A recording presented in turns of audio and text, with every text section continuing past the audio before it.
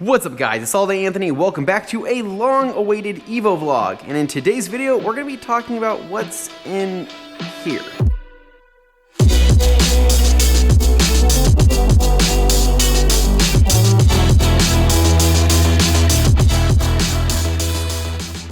Alright guys, so it has been quite some time since my last EVO vlog, and I thought I would get people up to speed that are new to the channel that didn't know I had an EVO. So this is my EVO 9. I picked this up at about 49,000 miles 7 years ago, if you can believe that or not. 7 years later, this is now racked up 80,000 miles. So I just crossed over 80,000 miles, I think last week or so, and yes, I still drive this. I know a lot of people never see me drive this thing, so they think that I just don't drive it, but guys, when I'm not making videos, I still have my outside life. This is my EVO 9, and I got it when it was bone stock, and yes, I have done a couple things to it. Now, this is not a crazy over-the-top build that I know a lot of you are used to. This is a pretty modest EVO build, and I thought I'd talk about some of the few things I've done, whether or not I would have done them any different, and what might be in store for the future. So let's get started. All right, so the 4G63, hands down one of my favorite motors of all time, and I'm not just saying that because I own it. I really do think it is just an extremely capable motor, and you can do so much to these to build really good power. Now, I haven't taken advantage of that, obviously. There's plenty of people out there that have. My friend Jason, aka Low PSI Evo, is pushing about 550 wheel horsepower, and this is a completely different car than his. His is an absolute beast. This is a pretty tame car all around, and my goal with building up this car was just to create a better EVO. So while yes, I could have focused on all the engine stuff, I decided to go around the entire car and upgrade things that I think would make it just a better car all around and still keep reliability as my #1 priority. So like I said, when I got this car, it was absolutely bone stock. There was really nothing done to it, which is a great thing. It's really hard to find a bone stock EVO nowadays, and if you can buy one, you should probably buy it if your budget allows. But this was bone stock, so it was a perfect platform for me to build off of, but also use as my daily driver, because before I had my Honda Civic, I had this car and I daily drove it for almost 4.5 years, and then I picked up the Civic, which has been my go-to nowadays. And I know a lot of people love the Civic, but don't worry, there will be more Civic content in the future. I just wanted to give the EVO some love. So the first mod that the EVO had was an Ets Catback Exhaust. You can throw a catback on an EVO stock and it's not going to do a whole lot. It's just going to make some sound, and that was kind of the point. My second mod was a Works drop-in air filter with the stock airbox, and to be honest, that didn't really do a whole lot, and it was a waste of 80 bucks. Now, some people will just throw piece by piece at the EVO and not care about the biggest priority, which is tuning.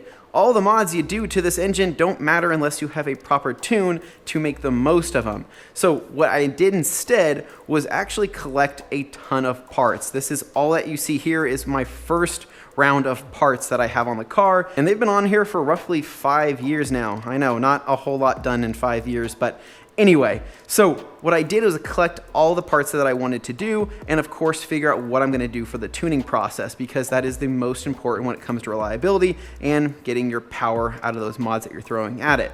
So I collected all these parts, starting from the top, the ETS titanium short route intercooler piping.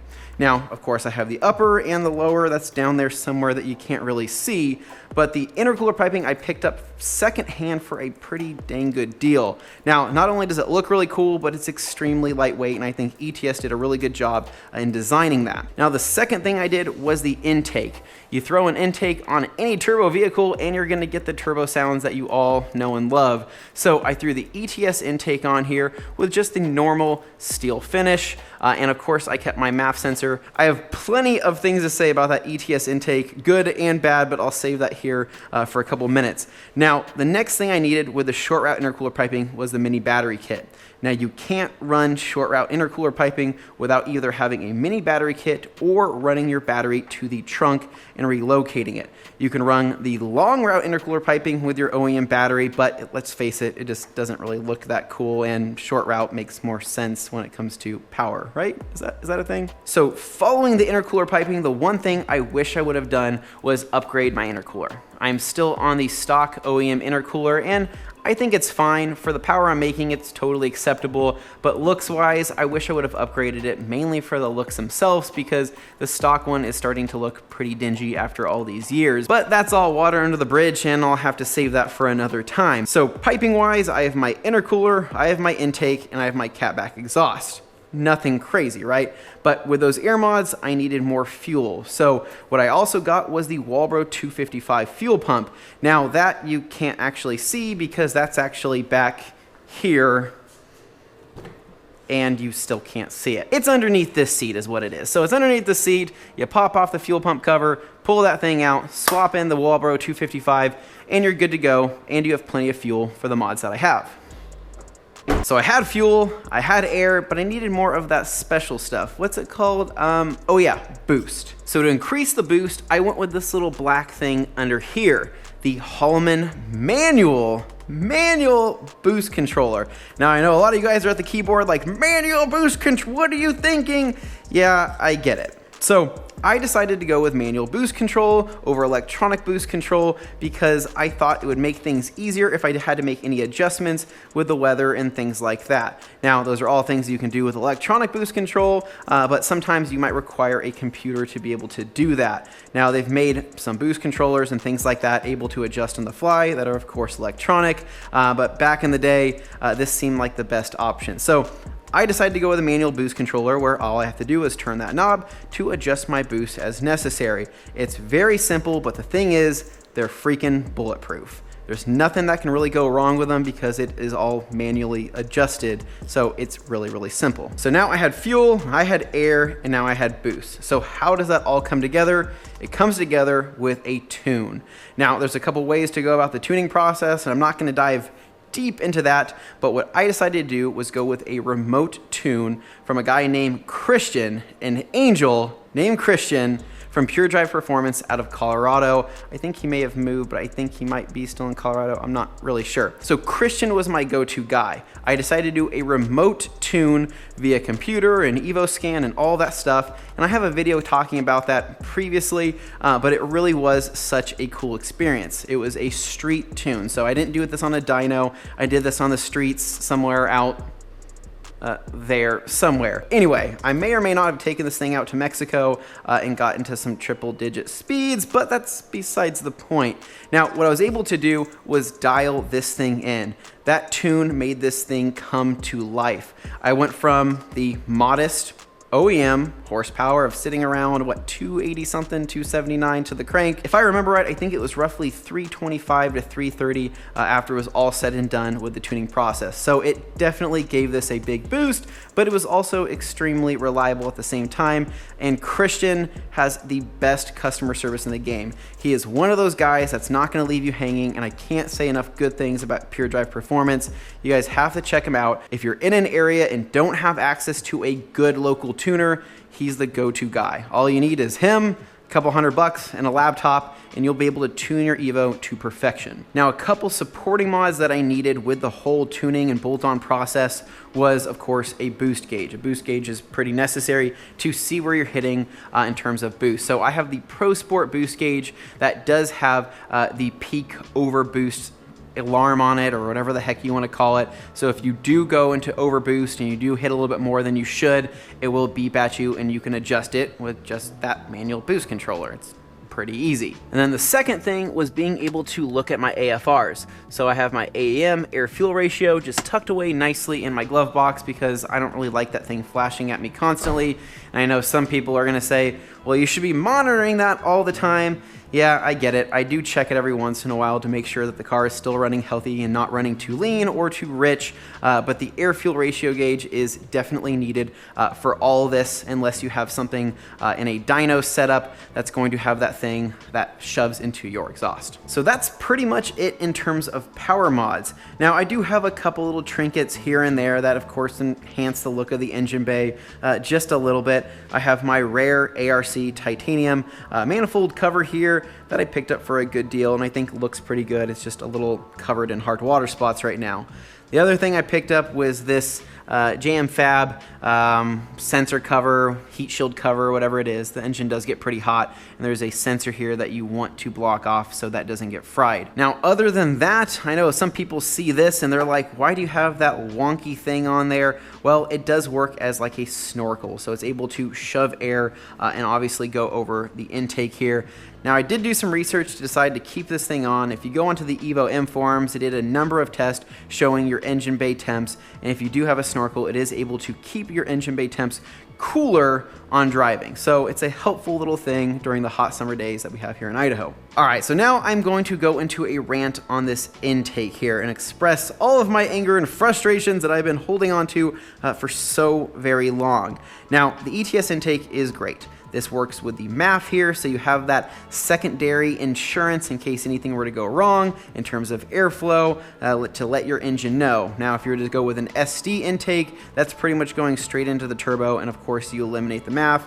I decided to keep the MAF for safety reasons, reliability, things like that, yada, yada, yada. Let's talk about why this thing pisses me off.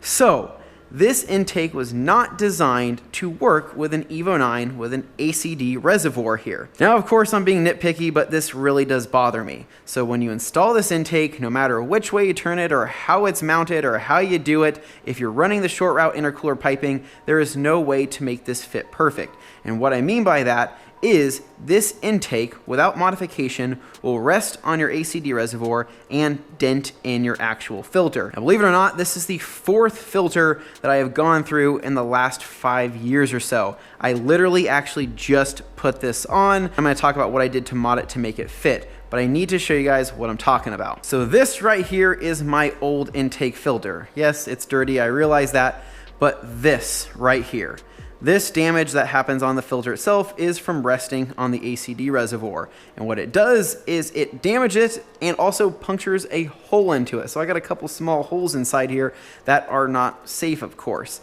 Now, again, this is the fourth filter I've gone through. All the other three looked exactly like this before I said, F it, I gotta do something about this. So what I ended up doing was actually shaving down the bracket on my ACD reservoir. Now, this ACD reservoir is pretty much just mounted with a little metal bracket that sticks up and kind of makes an L shape. So what I ended up doing was shaving off half of it. So you can see that there is only one bolt here. There's actually a second bolt that goes here. I literally took a Dremel, I took a little filer thing, I sawed through the metal itself down below this bracket, and I sawed through half of this ACD reservoir. Now, it fits perfect. That solved pretty much all of my problems, and this fits without any issue at all whatsoever. What frustrates me the most is that I called ETS and I said, hey guys, you have an issue with your intake. I know you guys are still selling them. They do not work with the EVO 9 because of the ACD reservoir. I said, could you look into some R&D to figure out what to do to fix this, because I've gone through 4 filters at this point. They told me that the EVO 9 is not a big seller, the EVO 8 is not a big seller, and so they will no longer go into any R&D on this car because they don't really believe in it. Now, I'm not trying to crap on ETS because I do love their products, but it was kind of frustrating to hear that because obviously I'm going through a lot of money. I know a lot of other people have, and they should have done something about it, but they didn't. So it is what it is. I decided to mod it myself and made it work. So moving on to our final topic, what are the plans for the EVO? Is this thing ever going to be a rocket pushing 550 something horsepower like Jason's car? Probably not. This is an EVO 9 MR with a 6-speed manual transmission. Now, not to be confused with the EVO 10 MR with the automatic transmission, this is a 6-speed manual. Now, what's the difference between the 6-speed and the 5-speed of the EVO? Quite a bit. So the 5-speed transmission is the semi-bulletproof powerhouse transmission that can take quite a bit of power and quite a bit of abuse. Now, the 6-speed transmission, not so much. So what Mitsubishi essentially did was take the same casing of the transmission with, of course, the same engine and the same dimensions of the engine bay and shove another gear into there. Now, when they shoved another gear into there, that made it weaker. Now, some people say it's because the transmission gets too hot and there's not enough oil lines or yada, yada, yada. There's a lot of theories on that, but the 6-speed ultimately is just not as strong. It's not. It can't take that amount of power. If you do some research, you'll find that the 6-speed can take, I I think a max of around 300 and something wheel horsepower, whereas the 5-speed transmission can take roughly 500 and something horsepower without doing any work to it at all whatsoever. Now you can rebuild the 6-speed and send it off to TRE or Shep or any one of those guys. Now what they'll do is just try to make the 6-speed stronger, and really what the 6-speed stronger does is only puts it on par with the 5-speed. So that's why so many people swap in a 5-speed transmission onto an EVO 9MR or an EVO 8MR with the 6-speed manual transmission. It's just able to house more horsepower.